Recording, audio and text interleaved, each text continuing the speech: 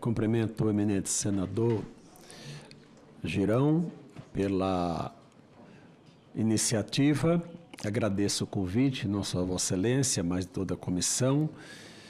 Cumprimento a todos os presentes, as mulheres, permita cumprimentar na pessoa da minha eminente amiga Bia Kiss, uma brilhante representante do Distrito Federal, e da vítima Bárbara, que está aqui à mesa, vítima do sistema. Cumprimento o Staque, vejo aqui também, o meu deputado federal, Tony, meu irmão em Cristo, que é mais uma vítima. Eu me tornei um ator involuntário de toda essa história. Não tenho redes sociais, os que me conhecem de perto, como a Bia e outros aqui. E no dia 19 de agosto, eu era o corregedor do Tribunal Eleitoral do Distrito Federal. Eu anunciei que iria aposentar porque, evidentemente, eu não iria cumprir as determinações do senhor Alexandre de Moraes. Eu disse...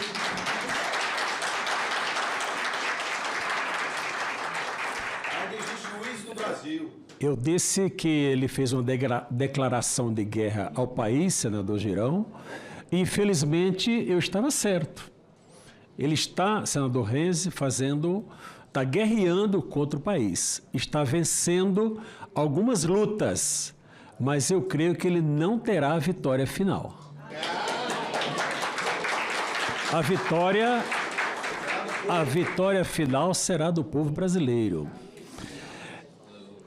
Quando nós falamos numa audiência como essa, temos que tomar cuidado para não repetir aquilo que já foi falado, para otimizar o tempo e dar oportunidade a todos.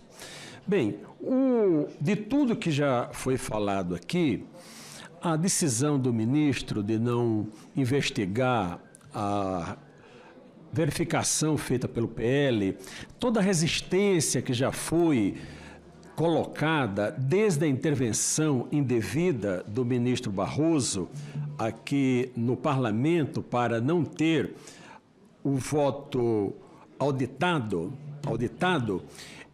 e toda a resistência feita por esses atores, nós podemos ter a seguinte conclusão.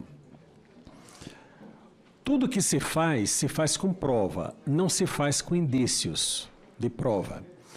Eu não vou falar de direito aqui porque a Bárbara já se mostrou uma grande constitucionalista e processualista aqui na sua manifestação inicial.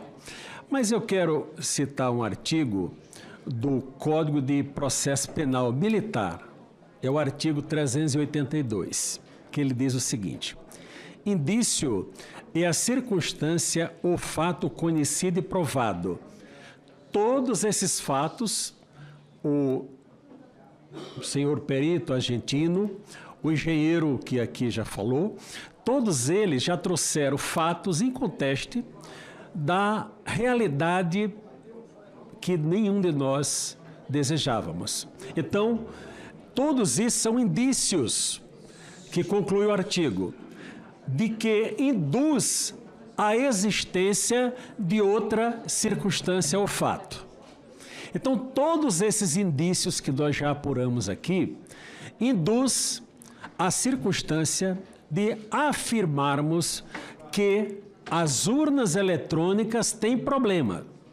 Nós não podemos dizer que houve fraude, porque o processo está sendo impedido de ser verificado.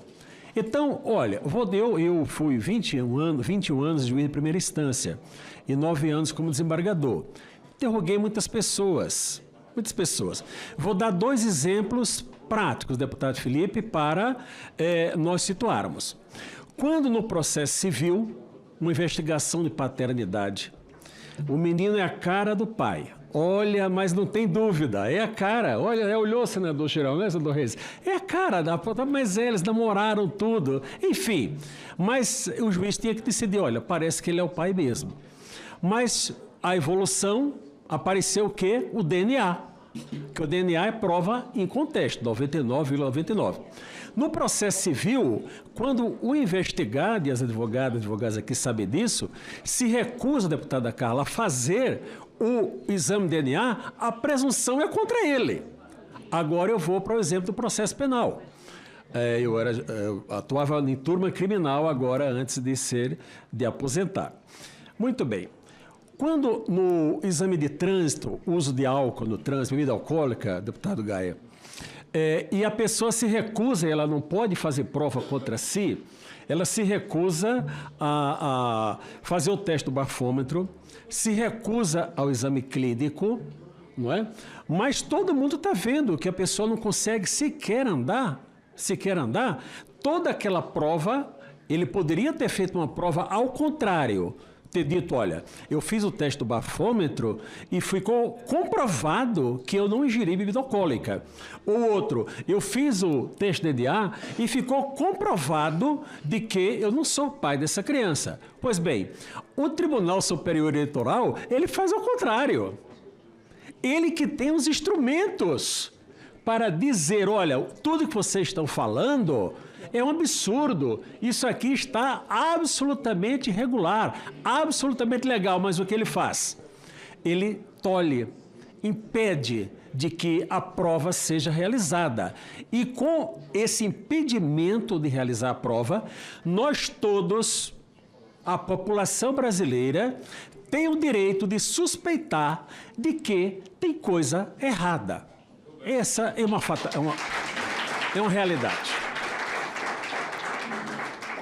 Como nós falamos muito de apontar erros e não apontam, e às vezes não apontamos soluções, eu quero apontar uma solução.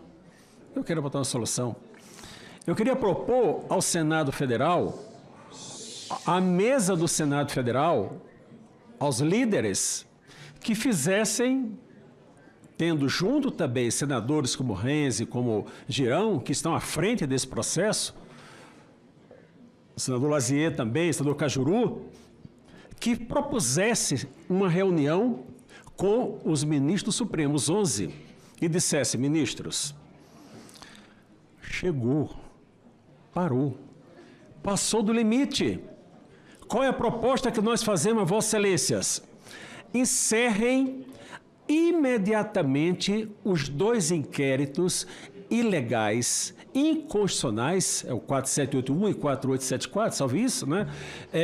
Pare imediatamente e entregue as provas ao Ministério Público, e o Ministério Público vai analisar e ver se alguma coisa que está ali presta ou não, deputado Girão, se presta ou não. Se o Supremo tomar essa aceitar essa proposta, nós começaremos a ter o processo de pacificação do país. Agora, eles não podem, eles terão o benefício de alegarem que, olha, nós não fizemos isso, já deveriam ter feito de ofício. Se o Senado não for até lá, o Senado tem que se mover, tem que chegar até lá para fazer a proposta. Senão eles vão ficar, não, mas ninguém me propôs, eu não podia fazer nada. É possível que eles aceitem? Não creio. Mas tem que haver a tentativa. Por que eu não creio? Porque todas as ações, e aí eu não vou detalhar muito, Gustavo, porque é consenso nacional de que o senhor Alexandre de Moraes já praticou muitos crimes. Usurpação de função pública. Ele exerce, para conseguir uma água, agradeço, ele exerce a função de promotor de justiça, de procurador da República, de juiz de direito, então de delegado de polícia, senhor delegado da Polícia Federal, isso é usurpação de função pública. E o Ministério Público, nem se fale do artigo 129 da Constituição, e eu fico abismado que essas pessoas que têm a sua prerrogativa constitucional vilipendiada não representem ao Procurador-Geral para dizer, olha, está usurpando a minha competência, porque o artigo 102 diz qual é a competência do Supremo Tribunal Federal. e, evidentemente, que o que ele está fazendo não está dentro da competência, não está dentro. Infelizmente, o Supremo tem referendado. Pois bem, eu quero trazer, senhores juristas, para a discussão um dado que eu não vi ainda ser tratado, mas eu resolvi tratar, porque eu fui a uma manifestação e quero dizer que não conheço ninguém de lá. Eu voltava de viagem, passei pelo local, vou dar uma olhada, e no domingo resolvi ir e resolvi falar. Na hora que cantou o hino nacional, e todos com a mão na boca depois, 3 minutos de silêncio, eu pedi a palavra e falei naquele momento e defendi a prisão de Alexandre de Moraes. Eu não tenho...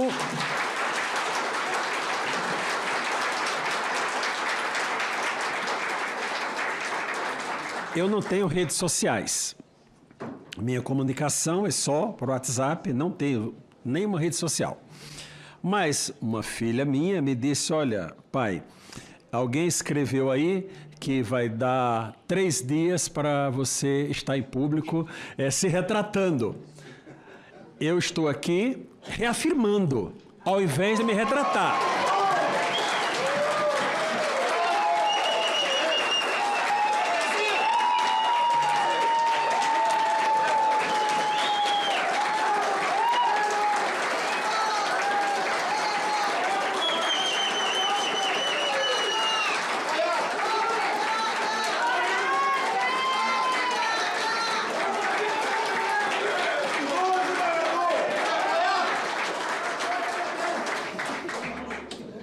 Muito bem. Muito se fala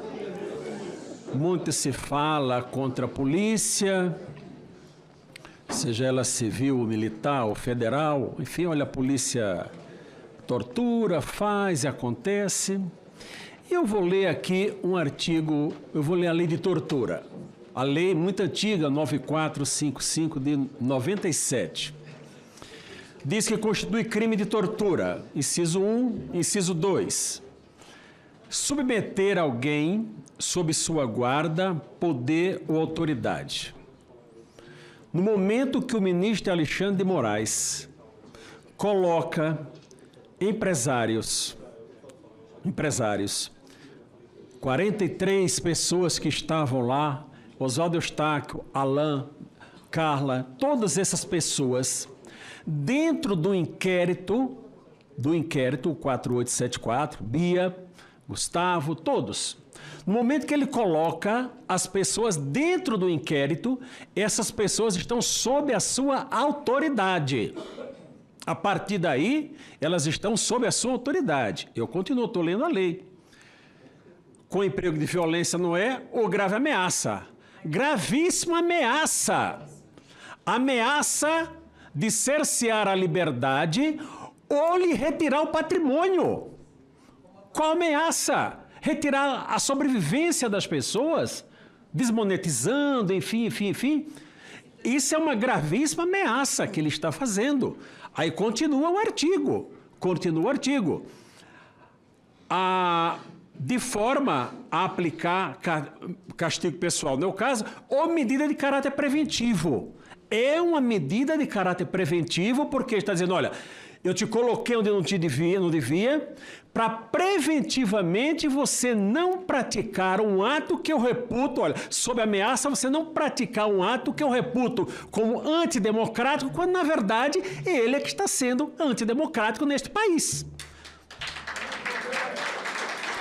Mas tem o 4º item deste inciso, o 4º item, ele diz aqui, impondo, vamos ver aqui, intenso sofrimento físico, não é o caso, até é no caso do Oswaldo Eustáquio, intenso sofrimento físico ou mental.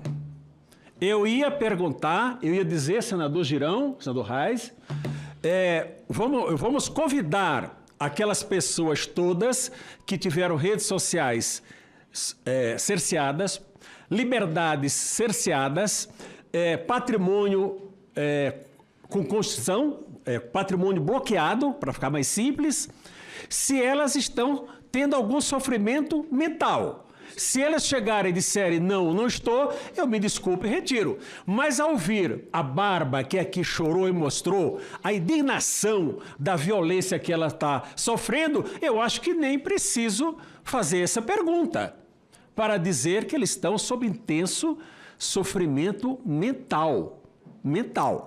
E eu quero dar o crédito ao deputado Daniel Silveira, porque eu assisti numa entrevista dele, e ele falou, olha, tudo bem, o desembargador pediu a prisão, mas o juiz só pode ser preso em flagrante delito por crime inafiançável ou mediante ordem judicial.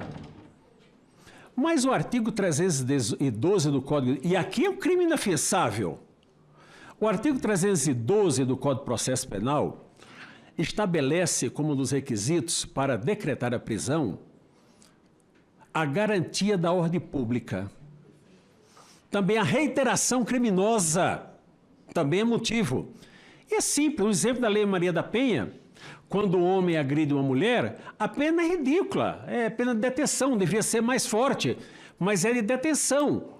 E quantas pessoas, faça uma pesquisa aqui do Distrito Federal, nas penitenciárias,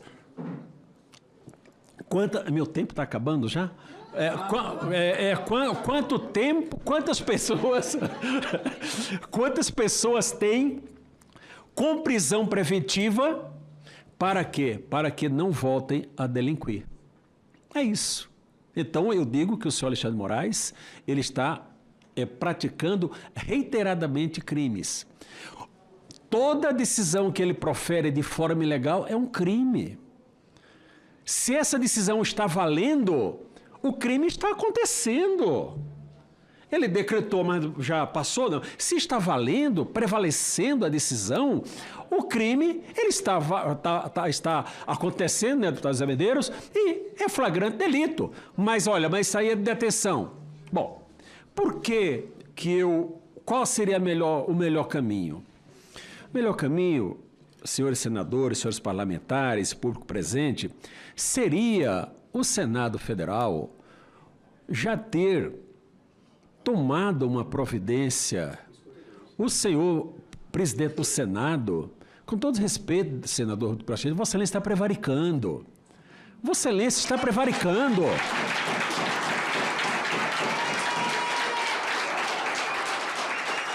Veja, nós somos pessoas, seres humanos, pelo menos a quase totalidade, que temos que ter temor a alguma coisa. Temor a Deus, temor não ao cumprimento das regras, mas se eu sou um sujeito que tudo que eu fizer, eu tenho a certeza antecipada de que ficarei na impunidade, e se ele não tiver um sentimento, eu não sei nem se eu posso falar, enfim, ele não terá freios. Eu dou exemplo do sinal de trânsito. O sinal está vermelho ali, eu não passo porque eu posso causar um acidente, eu sou responsável, não faço isso. Mas se eu passar e for flagrado, eu posso ter minha habilitação retirada. Os senhores ministros supremos, eles não têm medo de nada. Porque eles poderiam temer, o Senado eles não temem, ao contrário, população brasileira. O Senado está numa comissão para modificar a Lei 1079, que é a lei do impeachment, e, pasmem, presidida pelo Lewandowski. Presidida pelo Lewandowski, para que, não vi o anteprojeto ainda, mas para blindar os ministros do Supremo Tribunal Federal e ainda incluir Forças Armadas nessa história toda. E pressionar os senadores a não se manifestar. Cala a boca, senador. É o que vão fazer. Mais ou menos, é isso. Então, nós estamos no estado de exceção. Nós estamos, brasileiros, no estado de exceção. Todos já disseram isso, rompimento institucional.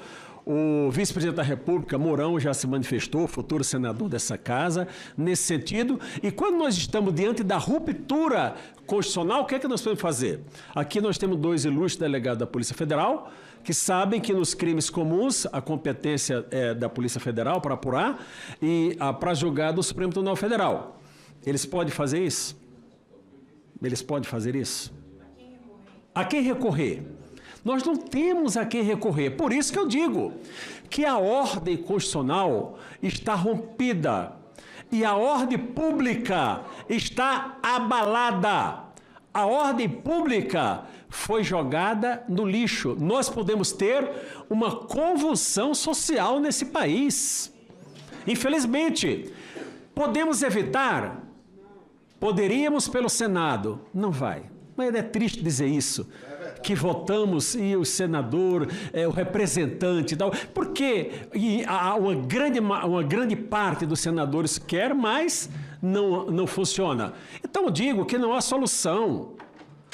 Nós, a sociedade brasileira, sofreu um golpe praticado pelo Supremo Tribunal Federal.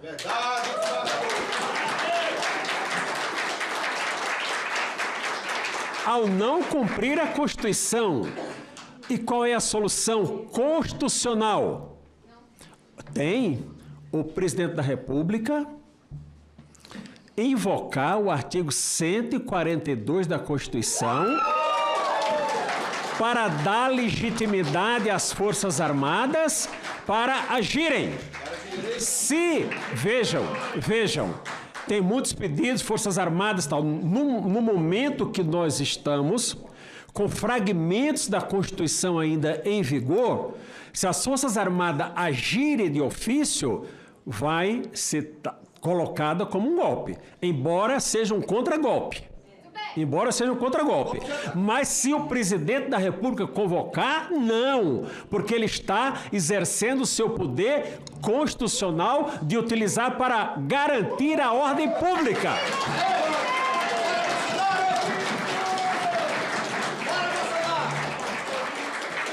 Essa é a realidade que nós estamos vivendo. E para concluir, senador Girão, eu vejo que com a composição atual do TSE, não tem solução. Imagine que o TSE fez uma resolução que dá poder ao próprio presidente de fazer tudo.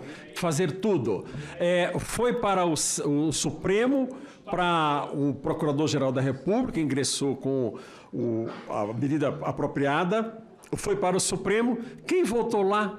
Os 3 ministros que votaram no TSE, Carmen Lúcia, Alexandre Moraes, Lewandowski, votaram também lá no Supremo. Isso está errado, não tem a quem recorrer. A população está entregue. Então, o presidente da República tem até o dia 31 de dezembro, e todos nós temos que ter paciência, para exercer o seu papel constitucional. Se ele não o fizer, chegaremos 1º de janeiro e aí a rua vai dizer o poder que o povo delegou para que o parlamento exercesse, o parlamento não está exercendo. Então, o povo, eu acho que do estágio que nós estamos, poderá exercer diretamente. E nós não sabemos onde o nosso país vai parar. Eu falo isso, senhoras e senhores, com muita dor no coração. Muita dor no coração. Eu larguei minha carreira, eu poderia ficar mais 8 anos no tribunal, mas eu não poderia participar desse processo, dizer, olha, eu fui um corregedor da Justiça Eleitoral e carimbei decisões absolutamente ilegais. Eu vou, mas agora para concluir mesmo agora é de verdade.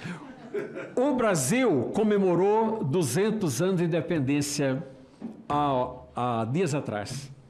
Nós fomos novamente colonizados por um império chamado Supremo Tribunal Federal. Basta esperar quem será que dará um novo grito de independência ou morte. Muito obrigado.